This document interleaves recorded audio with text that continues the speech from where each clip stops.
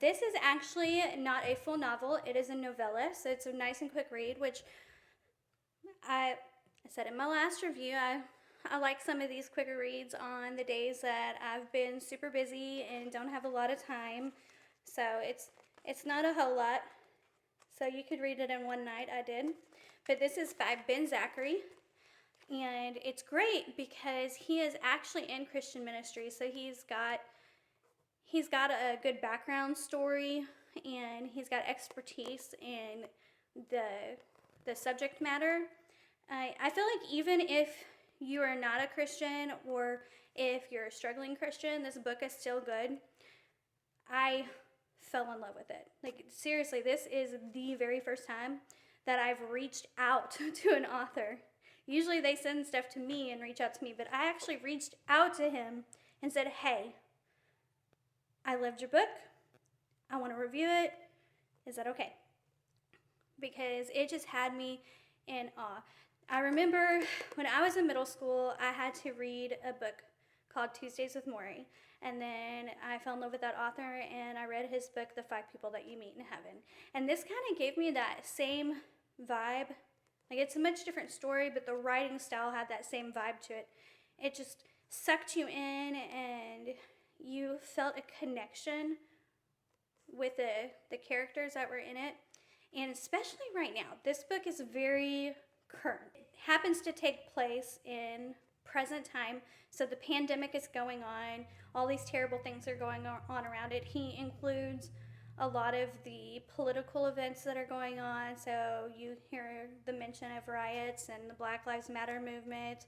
So there's a lot of things that will resonate with people on a personal level, since we're still slammed down in the midst of it. But the whole thing is, this preacher is telling this story about an experience that he's had with a young man that's having a rough time, who is mad at God.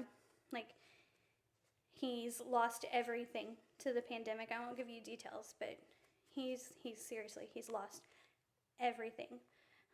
So he believes in God, but he hates God. And so this book is his story. It's the preacher's story, but within it is this man's story as well. And it's the story of him getting revenge on God, or what he thinks he's doing, getting revenge on God, and going through and purposely trying to break all of the commandments. That's why it's called 10. Get it? 10 commandments? Makes sense now, right? But the way that he wrote the story was just, it's genius. I think that this book would be great for a Bible study. Like, I'm gonna convince him to write a leader guide and companion books, or I'm gonna bribe him and convince him that I should write a leader book. I don't know, something. But it's so good, and I feel like it would just resonate with so many people right now. Usually I go through the first chapter or the prologue, but I don't think I want to do that. I feel like the prologue isn't enough for you. I think that you need more. So I've been trying to decide if I want to read his first entry, because this book is broken up. You've got the preacher's entry when he's talking about what happened, and then it goes back to the actual encounter and what's going on when he's with this guy. And they're both really good parts. I will say, for anybody who gets weird about this kind of stuff, it does get preachy in parts, which is not a bad thing. But if you don't like that kind of stuff, then it's probably not your book. But that stuff doesn't bother me. I like reading the scripture, and I like reading the interpretation that people give to the scripture. So I really enjoyed it. More than what I think it'd make a really good Bible study. But I think I'm going to try to read little snippets from the front,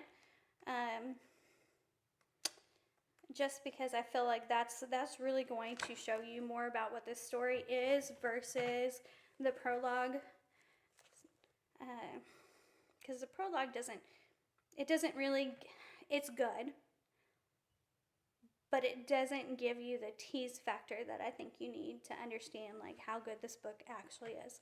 So I feel like you need to hear a specific part of this book so you get an idea of what you're in for. Seems like he has a lot of knowledge, and he's a great storyteller. So right there, those are two combinations that I love. Somebody who's smart, knows what they're talking about, but also can convey a good story in the meantime. I feel like people learn better from stories. It feels more real, feels more authentic. So it may have like preachy parts, but he's not preaching at you. Like never in here is it preaching at you, saying you have to be a certain way, or da da da da da. It's just this old man, this preacher who is trying to sympathize with this guy who's going through a lot, and of course, naturally, he's going to use scripture to back up what he's trying to say. He's a preacher. That's what preachers do. That's what Christians do. So I haven't reviewed a Christian one yet, and I decided that where better than the church. Hope you enjoy 10. You can get this on Amazon. The link is, of course, going to be down in the description. Check this out. And I'm going to say it every time, but leave a review on Amazon when you get done reading it, because it really does mean a lot. And if you have really enjoyed this book, I encourage you to order it in bulk for your church, if that's your thing. Because I truly do believe that there's somebody right now that you know personally that needs to hear this story, and you may not know it right now, but there's a need. So order this in bulk and take it to church and introduce it to everybody. And what better time to review a book about Christ's word than Christmas? 10 by Ben Zakhary.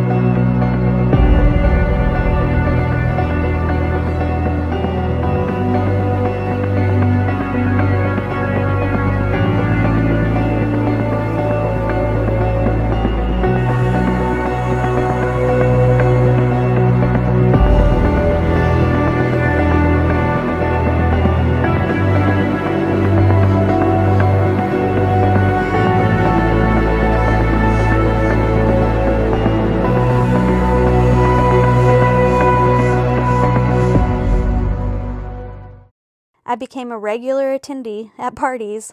Drunkenness became my Friday routine, and lustful actions became a part of my existence. From time to time, I would remember him.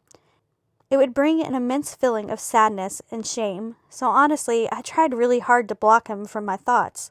"Did you still go to church?" Johnson asked. "Yeah," the man whispered.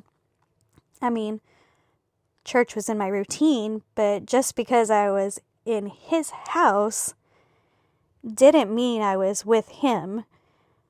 I would be standing in church, resentful of the fact that he will judge me, Sin simply flips all his truth. God love becomes his judgment, and rather than running to his arms so that he can protect from all evil, you end up running to evil to protect you from God. The whole thing just becomes overwhelmingly dim. Simply going to church does not fix that. "Are you sure you are not a preacher?" Johnson said jokingly. The man smiled. "Just wait," he said.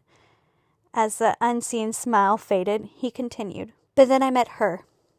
Thelma. She was my light. We became friends at the end of our sophomore year of college, and we began to study together our junior year. We were in different majors, but we had some classes together. She was truly Christian, and it didn't make sense." "Why?" Johnson asked. "Well," the man began to explain, "she didn't have an ICE experience. She didn't have any experience. She just loved God, believed in him, and followed him for no apparent reason. She never heard a voice, never saw a face, never needed any proof. She just knew him, somehow. I thought maybe she is one of those gullible people that just follow their parents' religion with closed eyes, but no, that was not the case at all. She studied, searched, prayed, and had answers. I would challenge and pick her beliefs apart. She would defend them and put them back together beautifully. Eventually, I became drawn to her. Secretly, I wanted the faith that she had, but something in me was still tied to the sinful college life. By junior year, I began to attend Bible studies with her. Soon we were close friends. We would be on the phone, discussing Bible passages for hours. We would talk about God as if he was with us. It was like anything I have ever experienced. Sin began to escape my life as it paled in comparison to the peace I was finding in my conversations with Thelma. By the end of the year, I realized that parties and fun were no longer my priorities. I just wanted to be with Thelma. I wanted to be with her God. I eventually asked her out, and she agreed, but on one condition. We both keep our virginity. "Wow," Johnson whispered. "Yeah, she was just mature like that." The man chuckled and continued. "I was a different person with her. She transformed me into this heavenly man. Even when I had outbursts or relapse, she was still there to accept me and return me to the way, truth, and life. At end of senior year, I proposed. We married a few months after graduation." The man took breath and continued. "Soon we both started working. However, in our spare time, we always found time for service. The homeless shelter knew us by name. The orphanages were full of the toys we bought, and the elderly got their bingo boards ready when they saw us. We traveled to Africa on mission trips a few times and were planning on staying for a year, but she became pregnant, so we came back. It was all in vain, though. Stillbirth." "I'm so sorry," Johnson said as he shook his head in sympathy. "It was definitely a tough time." The man took a deep sigh before continuing. "Thelma was devastated, but surprisingly, I remained strong. We just strengthened each other and kept going. We tried to remain strong and faithful through life. A few months later, she was pregnant again." "That's wonderful," Johnson exclaimed. "We thought so too," the man continued. "This time, she gave birth to a beautiful child. We called him Solomon, from the Hebrew peaceful, since he brought us so much peace by his coming. He grew, crawled, then walked, then said his first few words before getting a rare fever and—" "No," as the man tried to hold together his composure as he quietly said, "Yes, he too died." "Wow, I'm truly sorry," Johnson said with a voice full of sympathy and compassion. "Is that what made you turn against God?" The man shook his head. "This time I was devastated. It was hard, but I tried to remain faithful to him. On some level, I felt that God was toying with us by getting our hopes up before crushing them down for his entertainment. Thelma was a strong one this time, and her beautiful, calm smile would quiet my heart when anger attempted to seep in. We would sit and talk for hours, then finish with prayer and some reading from the Bible. We decided to take a break from our lives and go on a cruise together.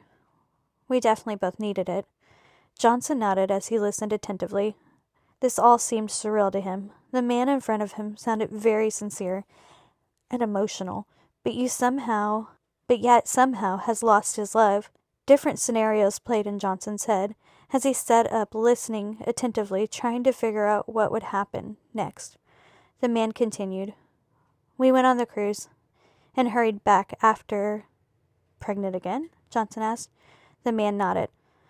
Please don't tell me the baby died again, Johnson said. A twinkle of despair could be heard in his voice. The man shook his head no. This time, she was gone. Johnson was very confused. Thelma? Gone? He tried to make sense of it. Divorce? Missing? He asked, trying his best to avert the tragic conclusion. The man shook his head again. Death. So if you enjoyed what you just heard, don't forget to check it out on Amazon. There's going to be a link here at the bottom. I guarantee you're going to cry. I was going to cry just reading it out loud because I'm a softie. And like I said, there's going to be a part of you that is going to be so empathetic because we've all had our struggles. Maybe not as extreme as this man, but we've all had our struggles. And you really need to continue reading on to see what he does and how he goes about breaking the commandments and the end result in all of this. I promise you're not going to be disappointed. Such a powerful story. Oh, see, make me cry now. You completely pack the punch that's necessary in as little as 25,000 words. Happy reading. Please check it out with your church so you all can discuss.